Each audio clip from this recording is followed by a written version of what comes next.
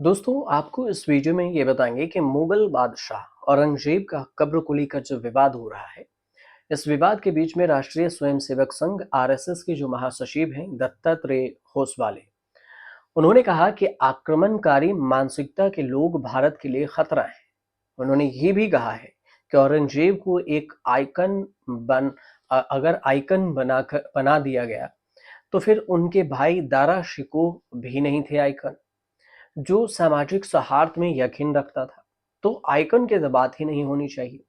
तो फिर दारा से को सवाल ये उठा कि औरंगजेब के भाई दारा को हीरो नहीं बनाया गया। जो लोग गंगा जमुना संस्कृति की वकालत करते हैं वे दारा शिकोह को कभी आगे नहीं लाए। और इसी बहाने आपको ये भी बता देते हैं कि कैसे एक भाई हीरो और दूसरा भाई विलन बन गया। दोनों एक ही भाई। हिंदू धर्मशास्त्रों ने दारा सिकों की जो रुचि है उस रुचि को अगर आप देखेंगे तो आपको इसमें कुछ जानकारी निकलकर सामने आएगी। हिंदू धर्मशास्त्रों ने दारा सिकों की रुचि पर देखें तो मुगल बादशाह शाहजहां के चार बेटे थे। दारा शिकोह, औरंगजेब, सूजा और मुरार। इनमें दारा सबसे बड़ा था और शाहजहां की दो पुत्रियां थी, जहां आरा और रोशन आरा। दारा शिकोह को साल 1633 में ही शाहजहां ने अपना उत्तराधिकारी बना दिया था, पर यह बात उनकी अन्य बेटों को स्वीकार नहीं थी। दरअसल दारा शिकोह को हिंदू धर्म शास्त्रों में काफी रुचि थी और उन उसने इन धर्म शास्त्रों का न केवल अध्ययन किया, पढ़ा, बल्कि उपनिवेशों का संस्कृत से पारसी में अनुवाद भी करवाया। दारा शिकोह ने अब जो धर्माचार्य हैं उनके साथ धर्म पर चर्चा भी करता था दारा शिकोह धर्माचार्य को बुलाकर उनके साथ धर्म पर चर्चा भी किया करता था। हालांकि दारा की वो रुचि उसके साथ रहने वालों के साथ ही मुस्लिम धर्म गुरुओं को भी रास नहीं आती थी और इसी रुचि के कारण लोग दारा को काफिर भी कहते थे। पर इसके बावजूद दारा शिकोह अपने व्यवहार और रुचियों के कारण आम जनता में काफी लोकप्रिय था। ये भी कहा जाता है कि तमाम गुण होने के बावजूद भी दारा को प्रशासन और सेना से जुड़े मामलों में सबसे ज्यादा रुचि नहीं थी और यह शाहजहां का जो शाहजहां का दारा के प्रति प्यार था या फिर उसकी सलाह की जरूरत थी, वह उसे अपने आसपास ही रखते थे। दूसरी ओर औरंगजेब को लगता था कि अगर मुगल सल्तनत की बादशाहत दारा को मिल गई तो फिर इस्लाम खतरे में आ जाएगा। और यही वजह थी कि दोनों भाई में दुश्मनी भी शुरू हुई। औरंगजेब ने सभी भाइयों को धोखा दिया। शाहजहां को औरंगजेब के मंसूबों का पूरा भान था, इसलिए वह ज्यादातर समय औरंगजेब को दिल्ली और आगरा से दूर रखते थे और इसलिए उसे दक्षिण, जिसे दक्कन कहा जाता था, उसका गवर्नर बनाया हुआ था। हालांकि शाहजहां को उम्र संबंधित बीमारियों ने घेरा और उन्होंने जो दारा को गद्दी पर बैठने की घोषणा की तो औरंगजेब ने अपने दूसरे भाइयों को भड़का दिया और उसकी मदद से दारा शिकोह के खिलाफ युद्ध छेड़ दिया और इसके साथ ही अपने सभी भाइयों को धोखा देकर खुद औरंगजेब बादशाह बन गया। मतलब अपने ही भाई को धोखा दिया और बादशाह बन गया। दारा का सिर भी अगर आपको बताएं तो धड़ से अलग करा दिया गया। फ्रांसीसी इतिहासकार हैं फ्रांसवा बनियार। फ्रांसवा बनियार की जो किताब है travels in the Mughal India, इसमें उन्होंने लिखा है कि औरंगजेब ने दारा को युद्ध में हराने के बाद उसकी बेइज्जती की थी और एक छोटी सी हथनी पर उसने जनता के सामने घुमाया था। सैनिकों को आदेश दिया था कि इस दौरान दारा शिकोह भागने की कोशिश करे तो उसका सिर काट दिया जाए।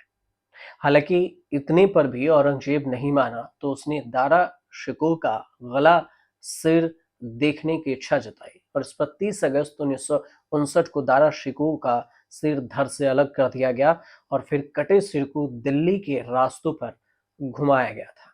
औरंगजेब की क्रूरता इससे भी समझा जा सकता है। पिता को भी बंदी बना लिया। दारा शिकोह को हराने के बाद औरंगजेब जब आगरा पहुंचा तो शाहजहां ने उसके लिए आगरा किले का गेट ही नहीं खोला था और इस पर औरंगजेब ने यमुना नदी से किले में पानी की सप्लाई बंद करा दी। जिससे मजबूर होकर शाहजहां को गेट खुलवाने पड़ा और औरंगजेब ने किले में शाहजहां को बंदी बना लिया और 8 साल तक कैद में रहने के बाद 1666 में शाहजहां की मौत हो गई थी।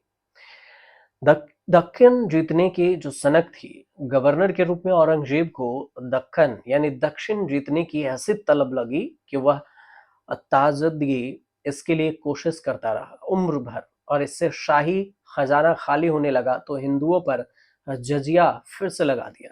दक्षिण में छत्रपति शिवाजी महाराज से लेकर उनके वंशजों तक से औरंगजेब बार बार भिड़ता रहा और अपनी जिंदगी के आखिरी 3 दशक तो उसने दक्कन में ही युद्ध करते हुए बिता दिए, जहां बनी उसकी कब्र पर आजकल विवाद भी गहराया हुआ है। और ये वही जो औरंगाबाद पहले हुआ करता था, जो संभाजी नगर है और अब नागपुर क्षेत्र में है।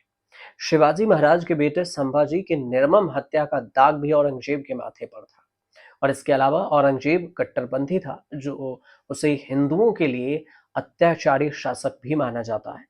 और यही नहीं, औरंगजेब को सिख गुरुओं पर भी अत्याचार के लिए भी जाना जाता है। शाही खजाने पर बोझ डालने से मुगल शासक की आर्थिक स्थिति भी उसके दौर में बिगड़ती चली गई थी और इस तरह से औरंगजेब विलेन बनता गया।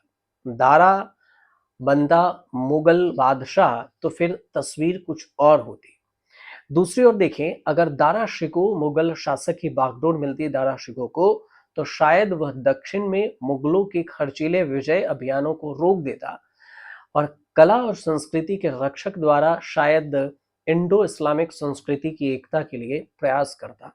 और फिर दारा शिकोह सिख गुरु गुरु हर राय का मित्र भी था। इससे सिखों के प्रति मुगलों के अत्याचार पर भी लगाम लगती, लेकिन ऐसा हुआ नहीं। अब बात आई अकबर ने जजिया हटाने के समेत हिंदुओं के हित में जितने जतन किए थे, वे सब शायद दारा के कार्यकाल में भी होते।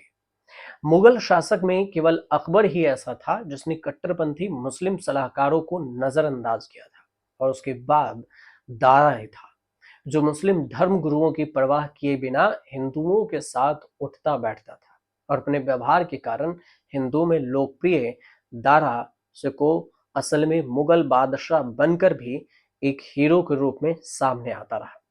और वहीं दूसरी तरफ जो उसका भाई औरंगजेब कट्टर मुस्लिम बनकर एक विलन के तौर पर भी पेश हुआ और इतना क्रूर कि अपने पिता को बंदी बनाया, अपने भाई की हत्या करवाया और फिर गद्दी पर बैठा। और आज इसी औरंगजेब के कब्र को लेकर विवाद है, और ये विवाद की जो कहानी की शुरुआत हुई फिल्म छावा के रिलीज के साथ ही।